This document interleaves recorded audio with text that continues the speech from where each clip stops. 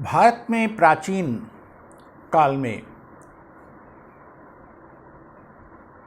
धर्म के अंतर्गत धर्म को केंद्र में रखते हुए राजनीतिक चिंतन प्रारंभ हुआ था और उस राजनीतिक चिंतन के तहत प्राचीन काल में राजाओं ने शासन किया, या कि यूँ कहें राजाओं ने जिस रूप में शासन किया उससे राजनीतिक चिंतन में भी उभार आया। फिर भी अधिक क्रेडिट दी जाती है राजनीतिक चिंतन को। दो प्रमुख जो साम्राज्य रहे, मौर्य साम्राज्य और गुप्त साम्राज्य, वे हिंदू धर्म में जो राजनीतिक चिंतन उभरा था, मनुस्मृति से, कौटिल्य के अर्थशास्त्र से, महाभारत महाकाव्य से, इन चिंतनों पर आधारित शासन व्यवस्था चलाई गई। लेकिन पूर्व मध्यकाल में हमारी राजनीतिक व्यवस्था लड़खड़ा गई। राजनीतिक चिंतन में जो कुछ परिवर्तन विशेष नहीं हो सके, शुक्र नीति के रूप में महत्वपूर्ण राजनीतिक चिंतन आया, लेकिन व्यवहार में इस राजनीतिक उथल पुथल में उसके तत्व नहीं दिखाई पड़ते। मध्यकाल में भारतीय राजनीतिक चिंतन में इस्लामी राजनीतिक चिंतन का महत्व बढ़ा और अब इस्लामी राजनीतिक चिंतन पर आधारित राज्य व्यवस्था का संचालन दिखाई पड़ता है सल्तनत काल में। यद्यपि सल्तनत काल में सुल्तानों ने सामान्य तौर पर व्यवहारिक रूप को अपनाया था, इस्लामी लोग जब यहाँ आए, इस्लाम मानने वाले लोग, और भारत का में कुछ अंश तक इस्लामीकरण हुआ, कुछ लोग इस्लाम स्वीकार किए, तो एक कंपोजिट कल्चर बनी। कला और संस्कृति के क्षेत्र में एक संयुक्त कल्चर बनी, लेकिन राजनीति के क्षेत्र में ऐसा नहीं हो सका। भारत की प्राचीन राजनीतिक व्यवस्था और इस्लामी राजनीतिक व्यवस्था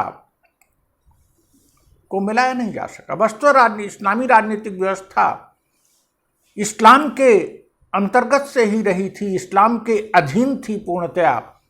भारत जैसा उसमें सतत परिवर्तन नहीं हुआ था, इसलिए दोनों में सामंजस्य बैठाना कठिन था। भारतीय सुल्तानों के लिए इस्लामी राजनीतिक चिंतन का सूत्रपात करने का श्रेय जियाउद्दीन बर्नी को जाता है, जिनका काल मुख्यतः 14वीं शताब्दी था और मोहम्मद बिन तुगलक के काल में उनका बड़ा सम्मान था और मोहम्मद बिन तुगलक उन्हें अत्यंत सम्मान की दृष्टि से देखते थे।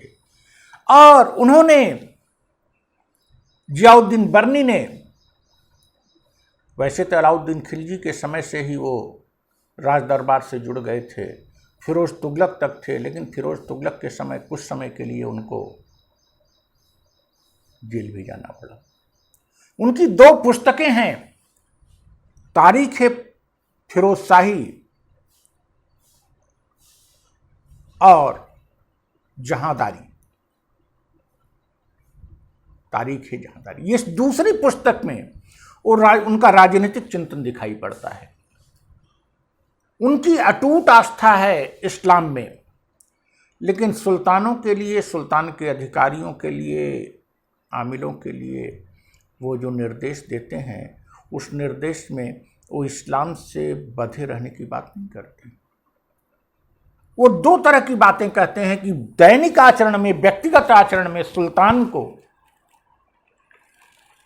और राज्य के पदाधिकारियों को इस्लाम के अनुरूप आचरण करना चाहिए, लेकिन राज्य का संचालन करने में उन्हें जवाबियत का सहारा लेना चाहिए, अर्थात उन्हें परिस्थितियों के अनुरूप कानून और नियम बनाने चाहिए। हाँ, जवाबियत के लिए वो कुछ शर्तें अवश्य रखते हैं कि जवाबियत कभी भी कुरान की मूल भावना से अलग नहीं होना चाहिए।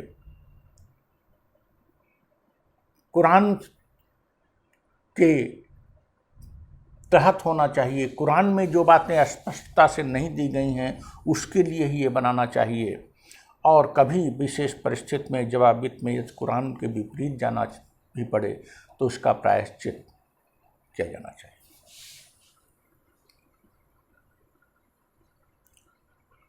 वो राज्य के संचालन में, दंड व्यवस्था के संचालन में शरीयत का कड़ाई से पालन करने के पक्ष में नहीं है। उनका दृष्टिकोण स्पष्ट है कि जो शरीयत है, जो वह तो पैगंबर और खलीफाओं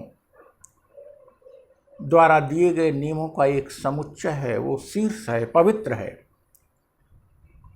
लेकिन जवाबियत उसकी भावना के अनुरूप, नई परिस्थितियों के अनुरूप बनाया गया कानून है। इससे राज्य के संचालन में जवाबियत का विशेष महत्व होना चाहिए। सुल्तान को वे यहां दैवी गुण के कुछ तत्व जरूर आ रहे हैं। वो सुल्तान में तमाम गुण देखते हैं और सुल्तान का मुख्य कार्य लोगों की भलाई करना देखते हैं। लेकिन उनके विचारों का, बर्नी के विचारों का केंद्र बिंदु है कैसे राज्य की सुरक्षा की जाए, कैसे राज्य द्वारा लोगों की भलाई की जाए। यद्यपि वो ये भी कहते हैं कि राजतंत्र और राजा का जो विशेष सम्मान है यह तो इस्लाम की मूल भावना के विपरीत है। इस्लाम में सभी को समान माना गया है। फिर भी वो राजा में राजतंत्र के अतिरिक्त कोई व्यवस्था देने की नहीं सोच सके। वे राजतंत्र व्यवस्था के, और भारत में राजतंत्र वैसे भी मजबूत हो चुका था। इस्लामिक देशों में खलीफा के अधीन सुल्तान के पद अब अन्य क्षेत्रों में वर्चस्व कायम कर चुके थे। ऐसी स्थिति में राजा को वे तमाम गुणों से युक्त मानते हैं और राजा के लिए निर्देश देते हैं कि वो प्रजा की भलाई करे, लेकिन विद्रोह का दमन भी बड़ी कड़ाई से करे। अर्थात उनके मंतव्य में राजतंत्र, राजा की सुरक्षा और राज्य की सुरक्षा सर्वोपरि है, और उसके बाद लोगों की भलाई का तत्व आता है। इस प्रकार से भारत में वैसे भी अलाउद्दीन खिलजी ने स्वयं कहा था कि वह निर्णय अपने विवेक से लेता है। कई बार उसे पता भी नहीं होता कि वह शरीयत के अनुरूप है अथवा नहीं। अर्थात भारत में शासन करने के लिए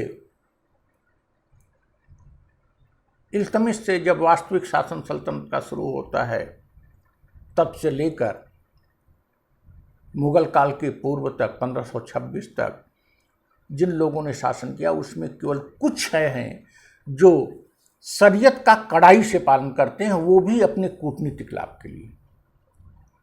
अन्यथा वो व्यवहारिक स्वरूप लेते हैं।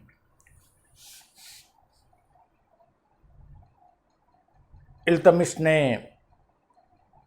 रजिया को उत्तराधिकारी बनाया था, ये भी इस्लाम के विपरीत है। अलाउद्दीन खिलजी स्वीकार करता है कि वह गुणदोष के आधार पर निर्णय लेता है, जरूरी नहीं है कि वह शरीयत का पालन करे, और उलेमा वर्ग को वह दबाए रखा था। मुबारक खिलजी ने स्वयं सर्वशक्तिमान कहा था और खलीफा के अधीन अपने को नहीं माना था। मोहम्मद बिन तुगलक भी अपने शुरुआती दौर में उलेमा वर्ग पर पूर्ण नियंत्रण रखा था, यद्यपि बाद में कुछ मजबूरियों से वो उलेमा वर्ग के समक्ष घुटने टेका और खलीफा से पद की स्वीकृति प्राप्त करने का नाटक किया।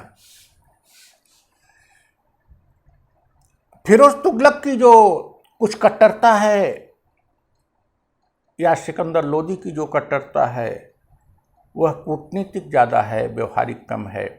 अर्थात दिल्ली सल्तनत के सुल्तानों ने व्यवहारिक दृष्टि से भारतीय भूक्षेत्र में बहुसंख्यक पर शासन व्यवस्था कैसे की जाए इसके लिए ज़्यादा चिंतित थे, न कि सांप्रदायिक आधार पर इस्लामिक शासन को लागू करने के लिए। इस्लामी शासन को सिद्धांत रूप में स्वीकार करना, लागू करना उनकी मजबूरियां रही होंगी, लेकिन व्यवहारिक रूप से। और जियाउद्दीन बर्नी ने जो राजनीतिक चिंतन दिया, इस राजनीतिक चिंतन में भी हिंदू मुस्लिम के प्रति भेदभाव जैसी चीज नहीं दिखाई पड़ती है न्याय करने में, निर्णय लेने में। यद्यपि यह उच्च कुलीन वर्ग को ही शासन सत्ता देना चाहता था, निम्न वर्ग के प्रति उसकी उतनी सहानुभूति नहीं थी। वह शिक्षा भी उच्च वर्ग को देने के पक्ष में था। यहाँ कहीं न कहीं उसकी एक अरिस्टोक्रेटिक सोच दिखाई पड़ती है, जिसमें वो योग्य व्यक्तियों को ही राजसत्ता के लिए उपयुक्त मान रहा है।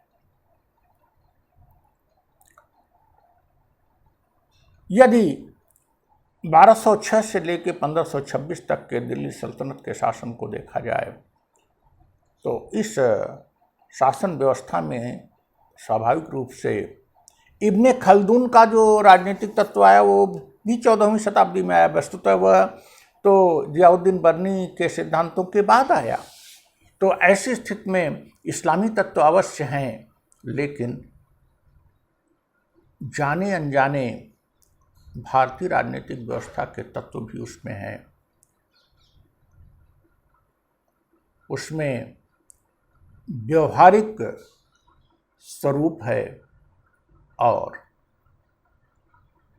भक्ति आंदोलन और सूफी आंदोलन का प्रभाव भी है। इन स्थितियों में दिल्ली सल्तनत की शासन व्यवस्था को न तो इस्लामी और हिंदू शासन व्यवस्था का मिश्रण माना जा सकता है, न तो शुद्ध इस्लामी शासन व्यवस्था माना जा सकता है, और न ही कोई ऐसा शासक दिखाई पड़ता है जो एक शुद्ध राजनीतिक चिंतन के आधार पर राजनीतिक व्यवहार करता हुआ दिखाई पड़ रहा है। कहा जा सकता है जियाउद्दीन बर्नी का प्रयास जरूर था राजनीतिक चिंतन देने में, इस्लामी राजनीतिक चिंतन भारत में लागू करने का, लेकिन वो पूरी तरह से फलीभूत नहीं हुआ।